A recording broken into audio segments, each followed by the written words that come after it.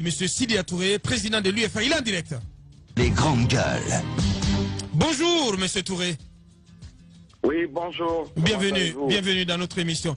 Nous allons très bien. Allez-y, première question, Jacques. Oui. Alors, monsieur Touré, on a vu hier l'image de votre véhicule qui est resté du côté de Bessia.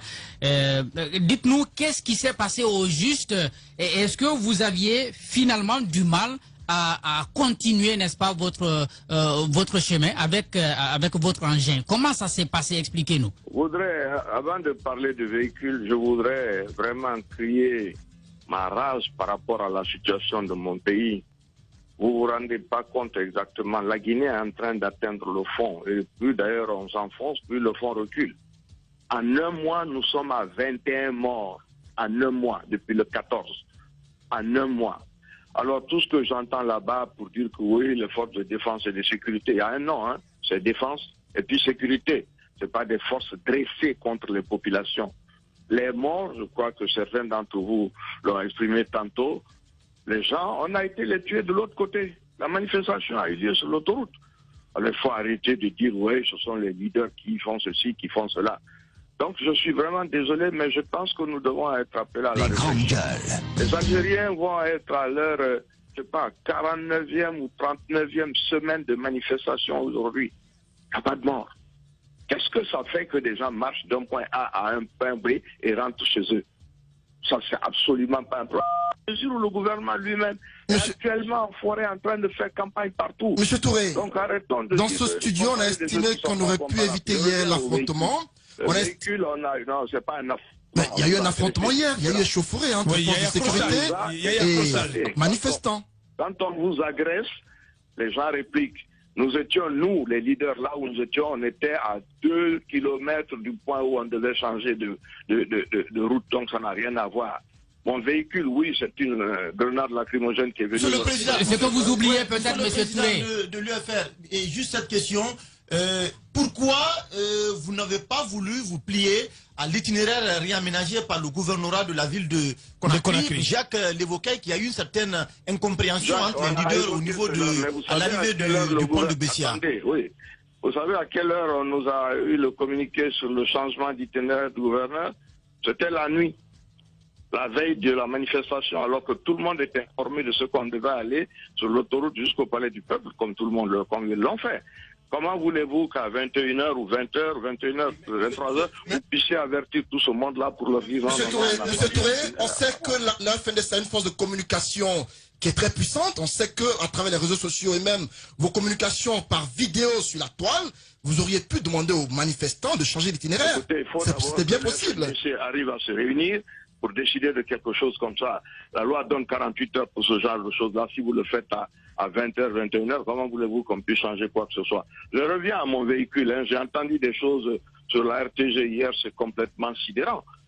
Une grenade lacrymogène a été lancée vers mon chauffeur, il a évité cela et il s'est coincé sur un truc.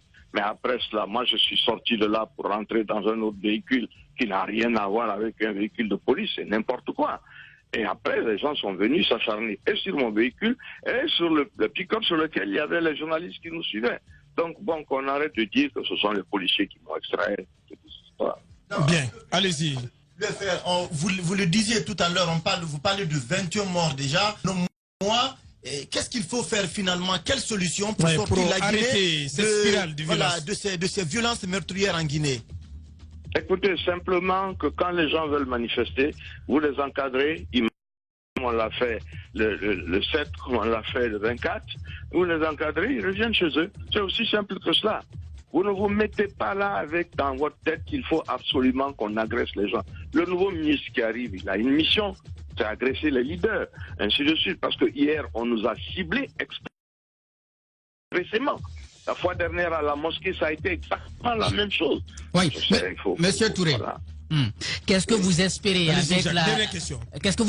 avec la visite en Guinée de Ibn Chambas? J'ai vu déjà qu'il a rencontré la majorité, mais également le chef des filles de l'opposition. Également lui, et également vous aussi. Qu'est-ce que vous espérez de sa présence ici?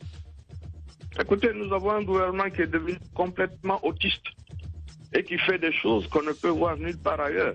Vous avez évoqué le cas de Fassou Gomou à Zérekoré.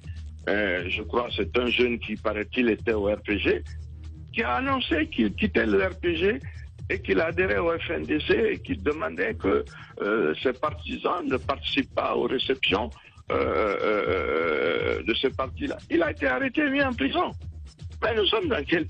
Je n'espère pas grand-chose dans la mesure où on ne veut rien entendre. Il y a aujourd'hui de l'autisme absolu au niveau de ce gouvernement. Et je dis, il y a un point qui est très important, c'est le ciblage des leaders politiques. Si Conté avait fait cela, Alpha Condé ne serait pas là, hein, parce que ce que lui il a fait à l'époque, Dieu nous garde. Alors bon sang, voilà la situation. Moi, je ne sais pas grand-chose. C'est quoi la suite du combat politique, en tout cas du côté du FNDC? Quelle va être la suite des événements? La seule chose que la Constitution nous donne comme droit, comme vous le voyez en Algérie, vous le voyez à Hong Kong, c'est de sortir et de manifester. C'est le droit constitutionnel que l'opposition a. Si nous n'avons pas de proposition de rencontre, nous avons écrit en son temps, Célou et moi-même, au ministre pour reprendre le comité de suivi, mais il nous a envoyé paître. Donc attendez là. Quelle possibilité? À partir de là, vous n'allez pas dire que ce qu'ils font, c'est bon, il faut laisser faire. Gekedou, Massanta, aujourd'hui Zérekoré, il y en a qui sont allés à Yomou, c'est 62 km de Zérekoré pour aller à Yomou, ils ont fait 150 km. Allez dire aux gens, oui, il faut un troisième mandat, ils n'ont même pas de route pour aller chez eux. Donc on ne peut pas laisser faire ça. Et puis vous dites que quand les autres veulent manifester, non, ils n'ont pas le droit de le faire parce que nous on leur interdit ça, voilà. Bien. Monsieur Sidya Touré, président de l'UFR, ancien premier ministre. Il ne nous reste plus qu'à vous dire merci, monsieur Touré. Merci d'avoir répondu à nos questions ce matin.